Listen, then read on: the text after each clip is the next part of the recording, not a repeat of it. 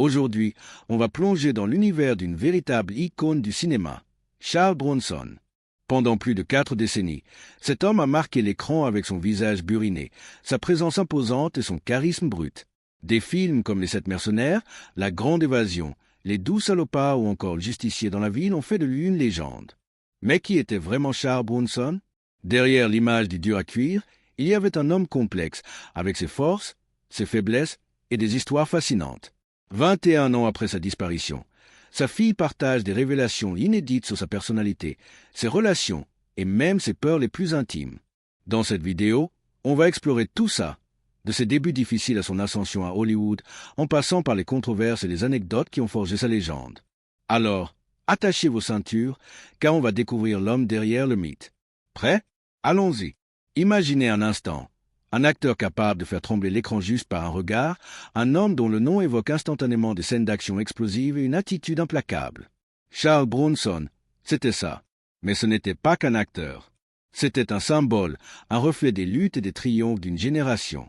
On va parler de ses rôles emblématiques, bien sûr, mais aussi de ce qui se passait en dehors des plateaux. Ses bagarres, ses amours, ses craintes et même ses passions secrètes, comme la peinture. Oui, vous avez bien entendu, Bronson était un artiste. On va aussi plonger dans ce que sa fille a révélé récemment, des détails qui montrent un côté de lui que peu de gens connaissaient. Cette vidéo, c'est une célébration de sa vie, mais aussi une exploration honnête de ses contradictions. Restez avec moi, car on va tout décortiquer, étape par étape, pour comprendre pourquoi Charles Bronson reste une figure inoubliable. Les débuts difficiles de Charles Bronson. Commençons par le début. Parce que pour comprendre Charles Bronson, il faut remonter à ses origines. Né Charles Denny Buchalski le 3 novembre 1921 à Ehrenfeld, en Pennsylvanie, Bronson n'a pas eu une enfance facile. Imaginez une petite ville minière dans les montagnes Allegheny où la vie tourne autour des mines de charbon. Charles était le 11e d'une fratrie de 15 enfants, nés de parents immigrés lituaniens. Son père, un mineur, est mort d'une maladie pulmonaire quand Charles n'avait que 10 ans. Cette perte a bouleversé la famille, plongeant la mère et les enfants dans une pauvreté extrême. Bronson a souvent raconté comment sa mère, incapable d'acheter du lait, donnait du thé chaud à sa petite sœur pour la nourrir. C'est le genre de détail qui vous donne une idée des défis qu'il a affrontés dès son plus jeune âge. À l'époque, la Grande Dépression frappait fort. La famille Buchalski vivait dans une maison où l'anglais n'était pas la langue principale. Charles parlait couramment le lituanien, le russe et même un peu de grec, mais son accent marqué faisait de lui un étranger aux yeux de certains. À l'école, il a vécu l'humiliation de porter une robe de sa sœur, faute de vêtements adaptés. Pourtant, ce gamin déterminé est devenu le premier de sa famille à obtenir un diplôme d'études secondaires. Mais ce n'était pas assez pour échapper à la dure réalité de la vie. À 16 ans, il a rejoint ses frères dans les mines de charbon, un travail exténuant où il gagnait $1 par tonne extraite. Les conditions étaient brutales, des tunnels sombres, des éboulements fréquents, et un labeur incessant qui lui a laissé des cicatrices physiques et une claustrophobie tenace. Ces années dans les mines ont forgé son caractère. Bronson disait souvent qu'il pouvait encore sentir le charbon dans son nez. Ce n'était pas juste une métaphore, c'était une réalité qui l'a marqué à vie. Ses expériences l'ont rendu robuste, mais elles ont aussi planté les graines de cette intensité qu'on retrouve dans ses rôles. Quand il s'engage dans l'armée de l'air américaine en 1943, pendant la Seconde Guerre mondiale, il espère une vie meilleure. Contrairement à certaines légendes qu'il aimait raconter, il n'était pas mitrailleur, mais conducteur de camions de livraison. Cela dit, son passage dans l'armée lui a donné une discipline et une résilience qui lui serviront plus tard. Après la guerre, Bronson a enchaîné les petits boulots. Maçon, cuisinier, cueilleur d'oignons et même loueur de chaises de plage à Atlantic City. C'est là, par un coup du destin, qu'il croise des acteurs en vacances. Impressionné par ses talents de peintre pour leurs décors de théâtre, il l'encourage à monter sur scène. À 27 ans, il s'installe en Californie et s'inscrit au Pasadena Playhouse, où il découvre une passion inattendue pour le jeu d'acteur. C'est aussi là qu'il rencontre Harriet Tanley, qu'il épouse en 1949. Ses débuts modestes, marqués par la pauvreté et le travail acharné, ont façonné l'homme qui deviendra une star. Ils expliquent aussi pourquoi Bronson apportait une authenticité brute à ses rôles. Il ne jouait pas seulement des durs, il en était un, façonné par une vie de lutte. Mais comment passe-t-on d'un mineur de Pennsylvanie à une icône d'Hollywood? C'est ce qu'on va voir dans la prochaine partie. Avant ça, prenez un moment pour réfléchir. Imaginez-vous grandir dans un tel environnement. Ça donne une nouvelle perspective sur la ténacité de Bronson, non? Restez avec nous, car la suite est encore plus captivante. L'ascension d'une icône du cinéma. Maintenant qu'on a exploré les racines de Charles Bronson, passons à son parcours à Hollywood. Comment un ancien mineur est-il devenu l'un des visages les plus reconnaissables du cinéma d'action? La réponse réside dans une combinaison de talent brut, de détermination et d'un peu de chance. Dans les années 1950, Bronson, encore crédité sous son nom de naissance, Charles Buscinski, commence à décrocher des rôles mineurs. Son premier film, non crédité, est Tué dans la marine maintenant, 1951, où il joue un marin. La même année, il apparaît dans La Foule et les Hommes de l'ombre, réalisé par John Sturges. Ses petits rôles, souvent des personnages secondaires comme des voyous ou des soldats, lui permettent de se faire remarquer, mais il est loin d'être une star. En 1954, un événement clé marque sa carrière. À l'époque, les États-Unis sont en pleine chasse aux sorcières avec le sénateur McCarthy et le comité des activités anti-américaines. Son nom, Buscinski, sonne trop russe dans ce climat de suspicion. Sur les conseils de son agent, il adopte le nom de Charles Bronson, inspiré, selon la légende, d'une plaque de rue à Hollywood.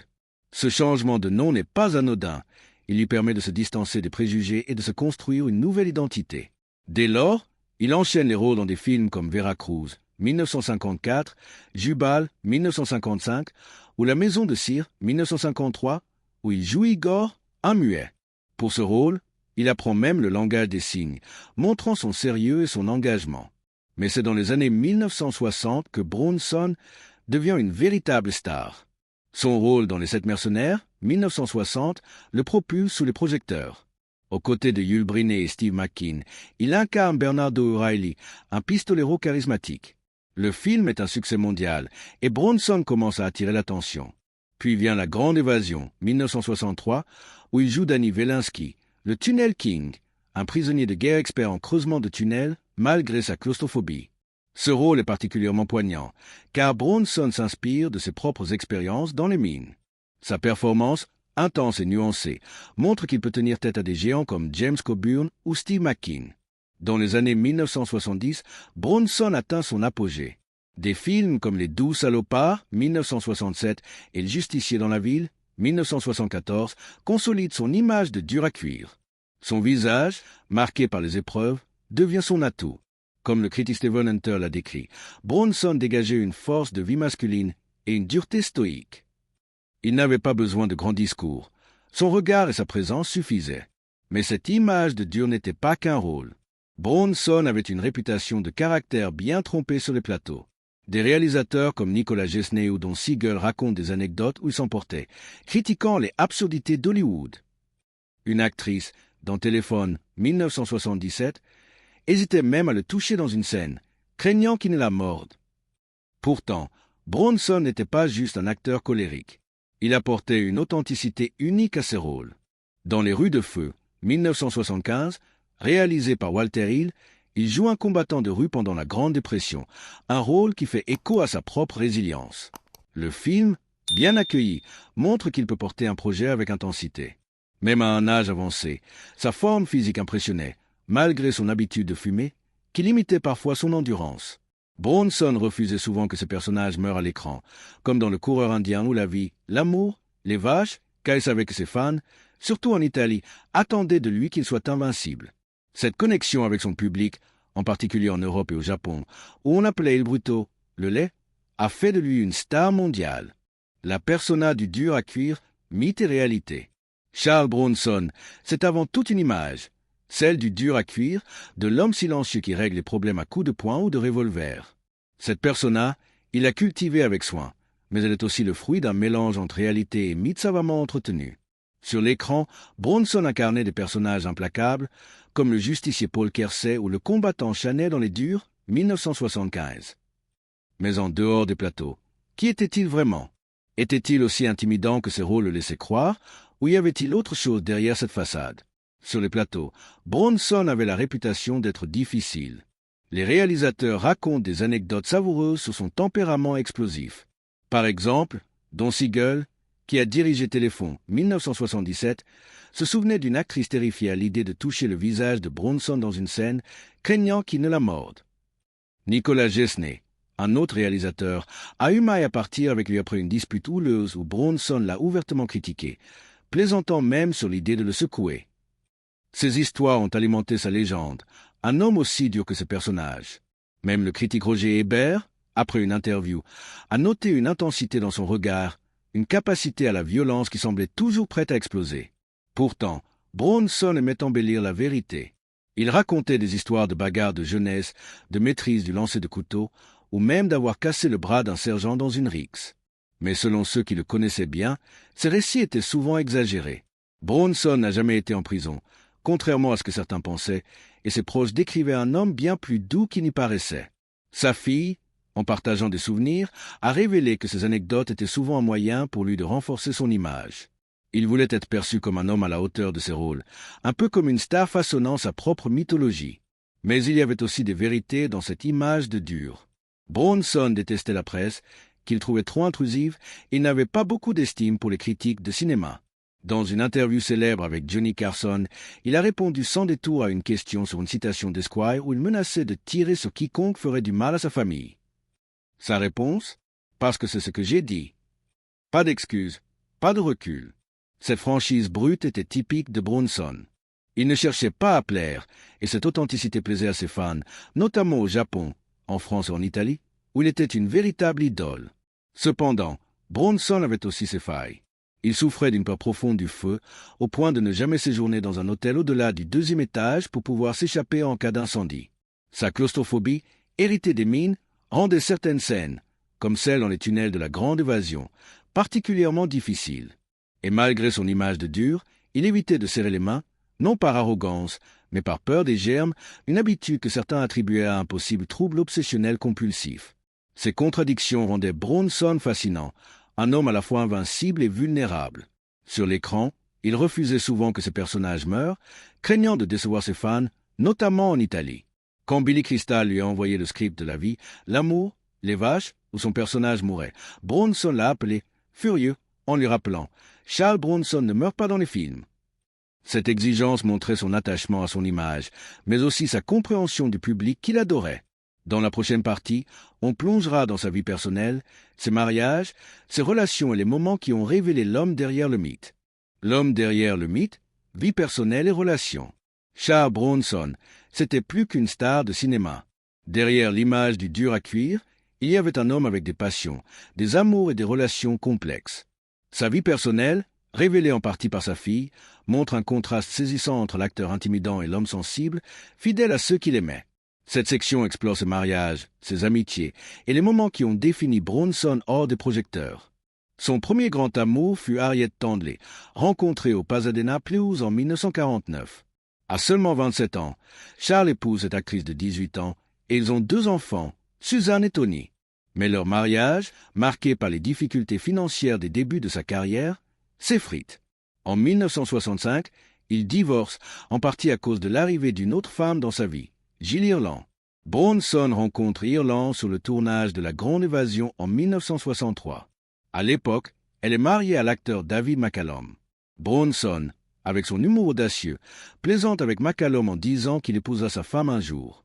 Ce qui semblait être une boutade devient réalité. En 1968, après le divorce d'Ireland et celui de Bronson, ils se marient. Jill Ireland devient la grande histoire d'amour de Bronson. Ils partagent l'écran dans plusieurs films, comme Les Durs, 1975, ou Le Flingueur, 1972, et leur alchimie est évidente. Ireland voyait en Bronson un mélange unique de tendresse et de rudesse, une dualité qui le rendait irrésistible. Ensemble, ils adoptent Katrina, et Bronson élève Zuleka, la fille d'Ireland d'un précédent mariage. Malgré son image de dur, Bronson était un père dévoué, même si sa carrière intense le tenait souvent éloigné. Sa fille Katrina, bien qu'adoptée, a suivi ses traces en devenant réalisatrice, prouvant l'influence artistique de son père. Mais la vie de Bronson n'a pas été sans tragédie. En 1990, Jill Ireland succombe à un cancer du sein, une perte qui le bouleverse profondément. Ses mémoires sont adaptées dans un téléfilm avec Lance Henriksen dans le rôle de Bronson. Contre toute attente, Bronson est furieux de ce projet, menaçant même de poursuivre les producteurs. Cette réaction montre à quel point il tenait à protéger sa vie privée, même face à un hommage. 8 ans plus tard, il retrouve l'amour avec Kim Weeks, une actrice plus jeune, qui reste à ses côtés jusqu'à sa mort en 2003. Bronson avait aussi des amitiés marquantes. Une anecdote touchante concerne Kurt Russell, qui, à 12 ans, joue avec lui dans un film. Pour l'anniversaire de Bronson, Russell lui offre un avion télécommandé.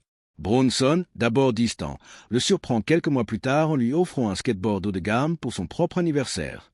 Quand un agent de sécurité tente d'empêcher Russell de l'utiliser sur le plateau, Bronson intervient, défiant le patron du studio pour que lui et le gamin puissent faire du skate ensemble. Cette histoire révèle une facette chaleureuse et protectrice de Bronson, loin de son image intimidante. Sa passion pour l'art était une autre surprise. Bronson peignait et sculptait, souvent sous son vrai nom, Buczynski, pour que ses œuvres soient jugées sur leur mérite, pas sur sa célébrité. Ses peintures, comme Scoop Town, un souvenir de son passé offert à Harriet, se vendaient bien, prouvant son talent. Cette sensibilité artistique contrastait avec son image de dur, montrant un homme complexe, capable d'émotion et de créativité.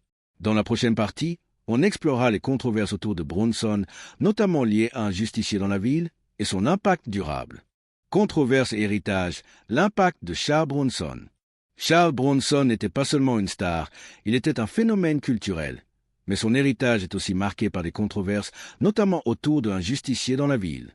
Ce film, sorti en 1974, a redéfini le genre du film d'action, mais il a aussi suscité des débats enflammés sur la justice autoproclamée et la violence. Dans cette partie, on examine les controverses liées à Bronson, son rôle dans ce film emblématique et l'héritage qu'il a laissé dans le cinéma et la culture populaire. Un justicier dans la ville, réalisé par Michael Winner, met en scène Bronson dans le rôle de Paul Kersey, un architecte qui devient un vigilant après l'assassinat de sa femme et l'agression de sa fille. Le film, basé sur un roman de Brian Garfield, divise dès sa sortie. Pour certains, c'est une ode à l'autodéfense face à la criminalité urbaine des années 1970. Pour d'autres, il glorifie la violence et envoie un message dangereux. Des stars comme Clint Eastwood, Frank Sinatra et Henry Fonda refusent le rôle, le trouvant trop controversé. Bronson, lui, n'hésite pas. Quand Winner lui demande s'il veut faire le film, il répond avec son franc-parler. « Non, j'aimerais tirer sur les agresseurs. » Cette réponse, mi-plaisanterie, mi-sérieuse, reflète son approche directe. Le film est un triomphe commercial, rapportant 22 millions de dollars pour un budget modeste. Mais il attire les critiques. L'auteur du roman, Brian Garfield, est déçu par le choix de Bronson, estimant que son image de dur à cuire transforme Kersey en machine à tuer, loin de l'esprit du livre. Garfield voulait un film plus nuancé, réalisé par quelqu'un comme Sidney Lumet avec Jacques Lemmon dans le rôle principal. Michael Winner, lui, n'a pas de scrupules. Il critique ouvertement le livre, plaisantant sur ses faibles ventes. Les suites, de 1974 à 1994, amplifient la controverse. Garfield les qualifie de plateforme pour la vanité de Bronson, reprochant leur manque de subtilité. L'impact du film dépasse le cinéma. En 1984, l'affaire Bernard Gates, surnommé le vigilant du métro après avoir abattu 4 jeunes dans le métro de New York, ravive le débat. Michael Winner, interrogé, fait une remarque maladroite. « Je ne suis pas d'accord avec ce que Gates a fait, mais s'il doit tirer sur quelqu'un dans le métro, pourquoi pas ?» Cette déclaration, bien que provocatrice, montre à quel point le film a influencé le discours public. En 2015, Donald Trump cite un justicier dans la ville lors d'un meeting, vantant son permis de port d'armes et déclenchant des chants de Bronson dans la foule. Ces références montrent l'empreinte culturelle du film, mais aussi son pouvoir polarisant. Bronson, lui, défendait le message du film, insistant qu'il mettait en garde contre les dangers de la vengeance. Œil pour œil rend le monde aveugle, disait-il, montrant une réflexion plus profonde que ce que ses détracteurs lui prêtaient. Malgré les controverses, son image de dur à cuire reste intacte. Il continue à jouer dans des films d'action, comme 10 minutes pour mourir, 1980, ou Le Flingueur, 1972, et dans des téléfilms comme La famille du flic dans les années 1990. Même après sa retraite en 1994, son influence perdure. Son héritage va au-delà des controverses. Bronson a inspiré des acteurs comme Bruce Willis ou Liam Neeson qui ont repris le flambeau du héros d'action torturé. Sa capacité à dominer une scène par sa simple présence, sans dialogue superflu, a été saluée par des critiques comme Stephen Hunter, qui voyait en lui une force de vie masculine et une noblesse stoïque. Bronson n'a peut-être pas atteint la grandeur d'un De Niro, mais il a marqué Hollywood par son authenticité. Dans la conclusion, on reviendra sur ce qui fait de lui une légende intemporelle. Bronson est la culture populaire, une icône au-delà du cinéma. Charles Bronson n'était pas seulement un acteur, il était un symbole. Son image de dur à cuire a transcendé le cinéma pour s'infiltrer dans la culture populaire, influençant tout, des médias aux comportements sociaux. Dans cette partie, on explore comment Bronson est devenu une figure plus grande que nature, un nom synonyme de force et de vengeance, et comment son héritage continue de résonner. Dans les années 1970 et 1980, Bronson était partout. Ses films, en particulier Un justicier dans la ville, ont capturé l'imaginaire d'une époque marquée par l'insécurité urbaine. À une période où les grandes villes américaines faisaient face à une hausse de la criminalité, le personnage de Paul Kersey est devenu un exutoire pour beaucoup. Les spectateurs voyaient en lui un homme ordinaire poussé à l'extrême, quelqu'un qui prenait les choses en main quand le système échouait. Cette image a fait de Bronson une icône pour ceux qui se sentaient délaissés par les institutions. Mais elle a aussi attiré des critiques, certains accusant ses films de promouvoir une justice violente. Malgré cela, son impact était indéniable. Au Japon, en France et en Italie, ses affiches ornaient les cinémas, et son surnom italien, Il Brutto, est entré dans le langage courant. Bronson a aussi inspiré d'autres formes de médias. Dans le monde de la musique, des groupes punk et rock des années 1980 ont repris son image de rebelle stoïque. Par exemple, le groupe de punk britannique The Exploited a sorti une chanson intitulée « I Believe in Anarchy » qui faisait écho à l'attitude anti-establishment de Bronson. Dans un registre plus inattendu, Michael Gordon Peterson, un prisonnier britannique connu pour sa violence, a adopté le nom Charles Bronson en 1987, inspiré par l'acteur. Ce choix montre à quel point le nom de Bronson était associé à une image de force brute, presque mythologique. Son influence étend aussi au cinéma d'action moderne. Des acteurs comme Sylvester Stallone, Arnold Schwarzenegger ou, plus récemment, Jason Statham doivent une partie de leur succès au chemin tracé par Bronson. Contrairement aux héros bodybuildés des années 1980, Bronson représentait une virilité plus terre sans grave terre, celle d'un homme ordinaire poussé à ses limites. Son style, fait de silence lourd et d'actions décisives, a inspiré des réalisateurs comme Quentin Tarantino, qui cite souvent Un justicier dans la ville comme une référence pour ses propres films violents mais stylisés. Bronson a aussi marqué la culture à travers des anecdotes devenues légendaires.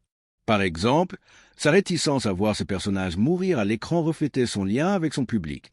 Dans Le Coureur indien 1976, il a insisté pour modifier le scénario afin que son personnage survive, par respect pour ses fans italiens. Cette anecdote, confirmée par le réalisateur Sean Penn, montre à quel point Bronson comprenait l'importance de son image. De même, son refus du rôle de Superman en 1978, jugé trop terrax en grave terre par les producteurs, a renforcé son identité. Il n'était pas un super-héros, mais un homme du peuple. Enfin, Bronson a influencé la façon dont les acteurs abordent leur rôle. Sa capacité à transmettre une émotion brute avec un minimum de dialogue a été étudiée par des générations d'acteurs. Il ne cherchait pas à impressionner par des monologues, mais par une présence physique et un regard qui en disaient long. Cette approche minimaliste, presque instinctive, a fait de lui un modèle pour les acteurs d'action qui privilégient l'authenticité à l'exagération. Dans la prochaine partie, on se penchera sur ses relations avec les réalisateurs et collègues et comment elles ont façonné sa carrière. Bronson et Hollywood. Relations avec réalisateurs et collègues. Charles Bronson était une force de la nature, mais il n'était pas toujours facile à gérer sur un plateau. Sa réputation de dur à cuire ne se limitait pas à ses rôles. Elle se manifestait aussi dans ses interactions avec les réalisateurs, les acteurs et l'industrie d'Hollywood. Dans cette dernière partie, on explore ses relations professionnelles, ses conflits, ses amitiés et comment elles ont influencé sa carrière et son image. Bronson avait une relation complexe avec les réalisateurs. Certains, comme Michael Winner, avec qui il a collaboré sur Un justicier dans la ville et ses suites, appréciaient son intensité et sa capacité à porter un film. Winner voyait en Bronson l'acteur idéal pour incarner des personnages à la morale ambiguë, mais d'autres trouvaient son tempérament difficile. Nicolas Gesney, qui a travaillé avec lui sur Quelqu'un derrière la porte, 1971, a raconté une dispute où Bronson l'a critiqué publiquement, plaisantant sur l'idée de le secouer sérieusement. Don Siegel, le réalisateur de Téléphone, a partagé une anecdote amusante. Une actrice, terrifiée par Bronson, hésitait à toucher son visage dans une scène, craignant une réaction violente. Ces histoires, souvent exagérées, ont contribué à sa légende de bad boy d'Hollywood. Pourtant, Bronson n'était pas seulement un fauteur de troubles. Il avait des relations solides avec certains réalisateurs, comme Walter Hill, qu'il a dirigé dans Les Durs. Il admirait sa condition physique impressionnante, malgré son habitude de fumer, et notait sa capacité à apporter une authenticité brute à ses rôles.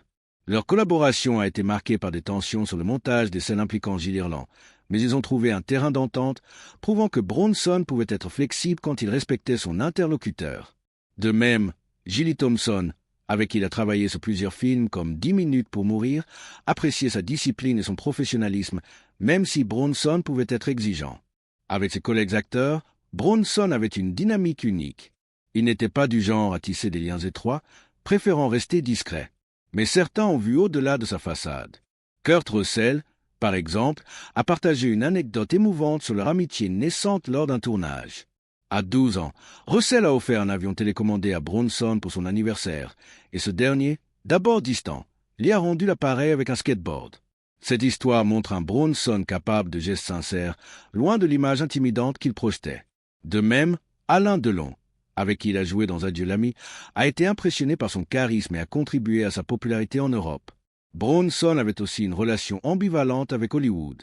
Il critiquait souvent ce qu'il appelait les absurdités d'Hollywood, frustré par les égos et les compromis de l'industrie. Il refusait de regarder ses propres films, estimant que son travail parlait de lui-même. Cette attitude, combinée à son refus de s'adonner à des bavardages inutiles, le rendait à la fois admiré et incompris.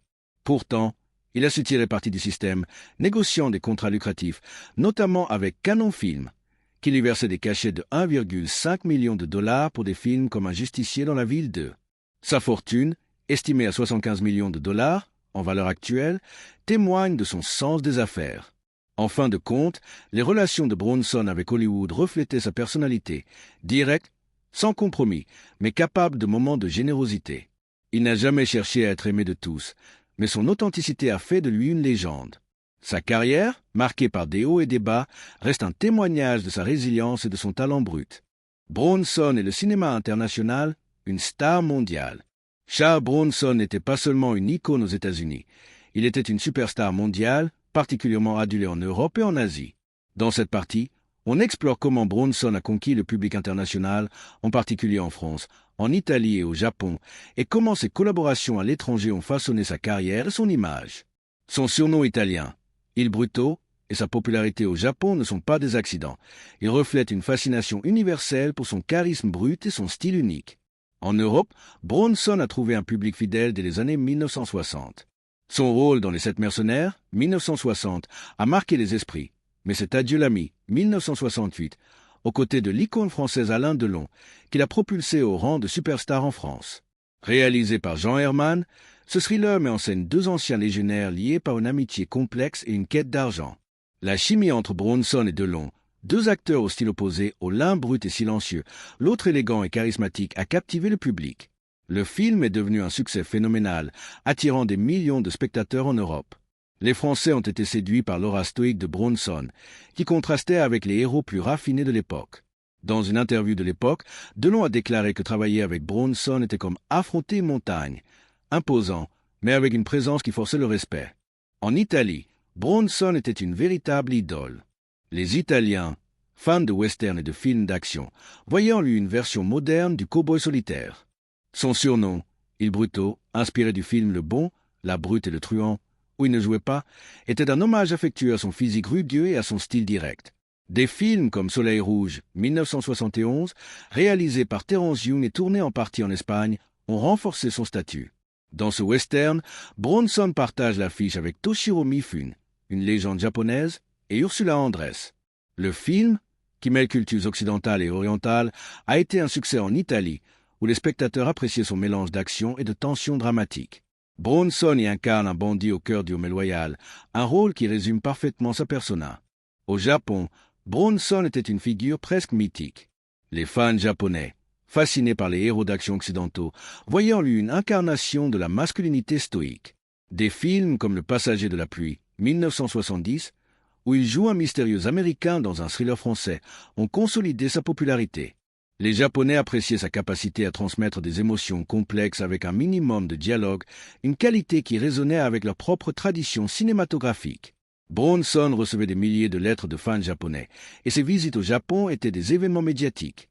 Lors d'une tournée promotionnelle en 1975, il a été accueilli comme une rockstar, avec des foules se pressant pour l'apercevoir.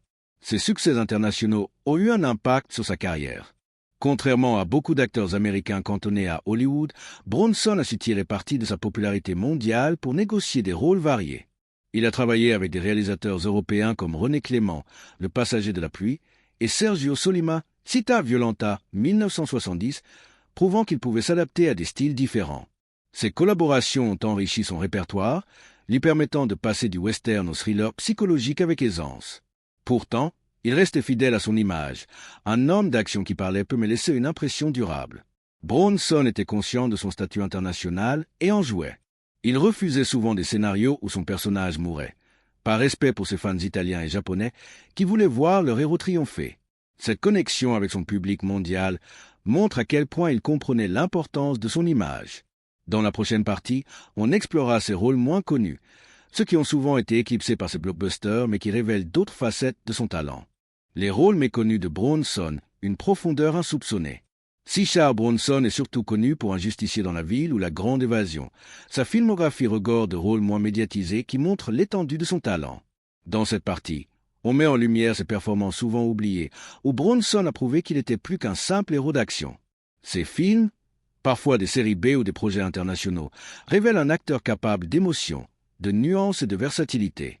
L'un des rôles les plus intéressants de Bronson est celui de Vince Majestic dans Monsieur Majestic, 1974, réalisé par Richard Fleischer. Dans ce film, il joue un ancien soldat devenu agriculteur qui se bat contre des gangsters pour protéger sa récolte de melons. Sur le papier, ça semble être un film d'action classique, mais Bronson apporte une humanité touchante au personnage. Majestic n'est pas un justicier invincible. C'est un homme ordinaire, fatigué par la guerre, qui veut simplement vivre en paix. Bronson, avec son passé de mineur et de vétéran, donne à ce rôle une authenticité rare. Le film, bien que moins célèbre que ses blockbusters, est devenu un favori des fans de série B pour son mélange d'action et de drame. Un autre joyau méconnu est Le Flingueur, 1972, réalisé par Michael Winner. Bronson y incarne Arthur Bishop, un tueur à gages méthodique et solitaire, qui prend un jeune apprenti sous son aile.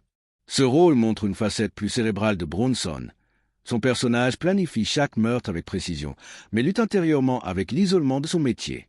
La tension psychologique du film, combinée à la performance contenue de Bronson, en fait un précurseur des thrillers modernes. Le film a d'ailleurs été refait en 2011 avec Jason Statham, preuve de son influence durable. Dans Les Rues de Feu, 1975, réalisé par Walter Hill, Bronson joue Chaney, un combattant de rue pendant la Grande Dépression. Ce rôle, inspiré des combats illégaux de l'époque, met en avant sa condition physique impressionnante malgré son âge et son habitude de fumer. Mais au-delà de l'action, Bronson apporte une vulnérabilité à Chaney, un homme qui se bat pour survivre dans un monde impitoyable. Sa relation avec sa partenaire, jouée par Gilles Irland, ajoute une touche d'émotion au film. Les critiques, comme Roger Ebert, ont salué sa performance comme définitive, notant sa capacité à dominer l'écran sans effort. Bronson a aussi brillé dans des téléfilms, un format souvent négligé. Dans la série La famille du flic, 1995 à 1999, il joue un policier new-yorkais, Paul Fein, qui jongle entre sa carrière et ses responsabilités familiales. Ces téléfilms, diffusés après sa retraite des grands écrans, montrent un Bronson plus âgé, mais toujours charismatique. Son interprétation, plus douce et paternelle, contraste avec ses rôles de justicier, révélant une tendresse qu'il réservait rarement à ses personnages. Ses projets, bien que moins connus, ont permis à Bronson de rester actif jusqu'à la fin de sa carrière. Enfin, des films comme Cabo Blanco, 1980, ou Love and Bullet, 1979, montrent Bronson dans des rôles plus expérimentaux. Dans Cabo Blanco, il joue un Américain exilé au Pérou, mêlé à une intrigue de trésors nazis. Le film, bien que mal reçu à l'époque, met en avant sa capacité à porter des projets ambitieux mais imparfaits. Ses rôles moins connus prouvent que Bronson n'était pas seulement un homme d'action, mais un acteur capable de nuances, même dans des productions modestes. Dans la prochaine partie, on explorera comment il a influencé le genre du film d'action et redéfini le héros moderne.